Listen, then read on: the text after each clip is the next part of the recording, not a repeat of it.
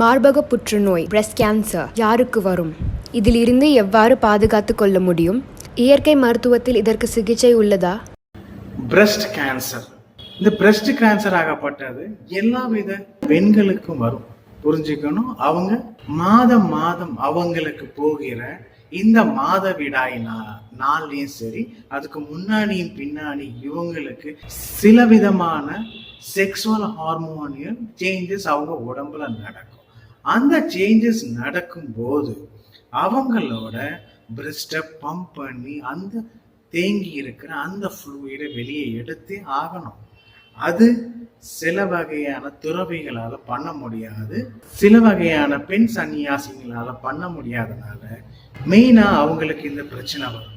இதே போல பிரச்சனை பின்காலத்துல வரும்னு நினைச்சுதான் ஒவ்வொரு ஆணுக்கும் பெண்ணுக்கும் கல்யாணம் பண்ணி வச்சாங்க.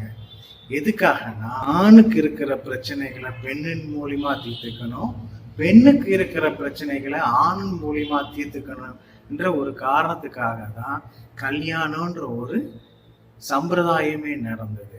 இந்த பெண்களுக்கு ஏற்படுகிற பிரச்சனைகளை கண்டிப்பா ஒரு ஆண் தான் அந்த பிரஸ்ட்ல தேங்கி இருக்கிற ஒரு ஃப்ளூயிடை, அவங்களுக்கு மந்த்லி வர ஃப்ளூயிடை கண்டிப்பா வெளியே சக் பண்ணி எடுக்கணும். குழந்தை பிறக்கும் போது குழந்தை பார்த்துக்குவோம் அந்த பிரச்சனையை.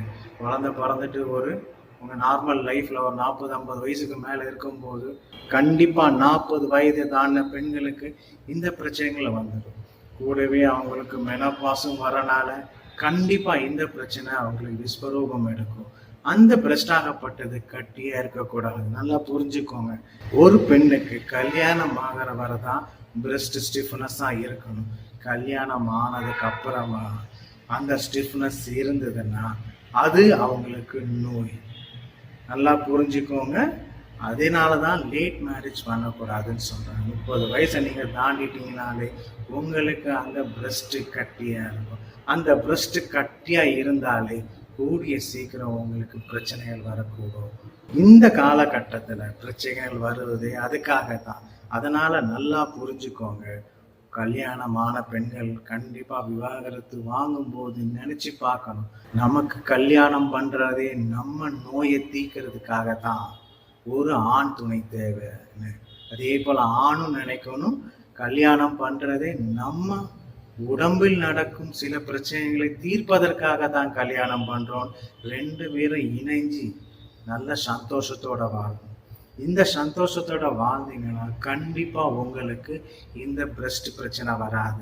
இன்னொன்னு நான் சொல்றேன், பிரஸ்ட் கேன்சர்னு ஒண்ணு வந்துட்ட உடனே 2 பேரும் இணையவே மாட்டாங்க, கணவனும் மனைவியும். அந்த நேரத்துல கணவன் தான் மனைவிக்கு துணையா இருந்து அந்த பிரச்சனைய நீவி உருவி எடுக்கணும். கண்டிப்பா புரிஞ்சுக்கோங்க, இதை ஒரு கணவன் பண்றதுனால அவருக்கு அந்த பிரச்சனை டிரான்ஸ்ஃபார்மேஷன் ஆகாது. நிறைய பேர் தவறுதலா புரிஞ்சிருக்காங்க. அவங்களுக்கு அது பிரச்சனை இருக்கனால நம்ம அது பக்கத்திலே கையை வைக்கக்கூடாது, நம்ம அது பக்கத்திலே அணுகக்கூடாதுன்னு நினைக்கிறாங்க. இது ரொம்ப தவறுதலான கருத்து. நல்லா புரிஞ்சுக்கோங்க. அதை முன்னாடிலாம் நாத்தனார் இருந்தா எடுத்து விடுவாங்க. மாசம் அவங்களுக்கு நடக்கிறது 2 பேரும் மாத்தி பண்ணி எடுத்துப்பாங்க. இப்போ அந்த குடும்ப சூழ்நிலையே நம்ம இல்லை. யாருமே தெரியாம பக்கத்து வீட்டுல யார் இருக்காங்கன்னு தெரியாமலே வாழ்ந்துகிட்டு இருக்கோம். அதனால புரிஞ்சுக்கோங்க, இந்த பிரச்சனைய வந்துட்டு அப்புறமா தீர்க்கிறதோட இந்த பிரச்சனைய வருமுன் தீர்ப்பது தான் கால சிறந்தது. அதே போல அது வந்துட்டாக கூட ஈஸியா ரிலீவ் பண்ணி எடுத்துடலாம்.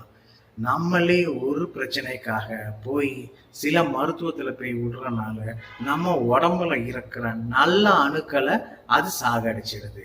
அதுக்கப்புறமா நீங்க ஒரு நோயாளி போலயே ஆயிடுவீங்க. அந்த சிகிச்சை எடுத்ததுக்கு அப்புறமா ஒரு தெம்பே இல்லாம உயிரோட தான் வாழ்வீங்க.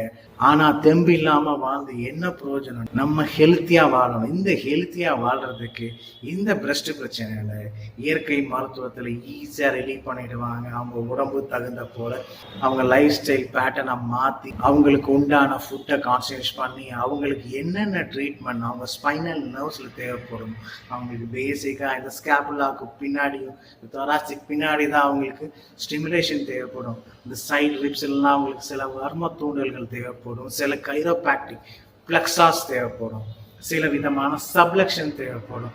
அந்த பிரச்சனைகளை ஈஸியா பண்ணும்போது நல்ல ஸ்டார்டிங் ஸ்டேஜில் இருக்கவங்களுக்கும் சரி, நல்ல க்ரானிக் ஸ்டேஜ் இருக்கவங்களுக்கும் சரி, அவங்க ஃபாலோ பண்ணி அடாப்ட் பண்ண நினைச்சா சில நாட்கள் ஈஸியாக அவங்க இந்த பிரச்சனையில இருந்து வெளியே வந்துடலாம்.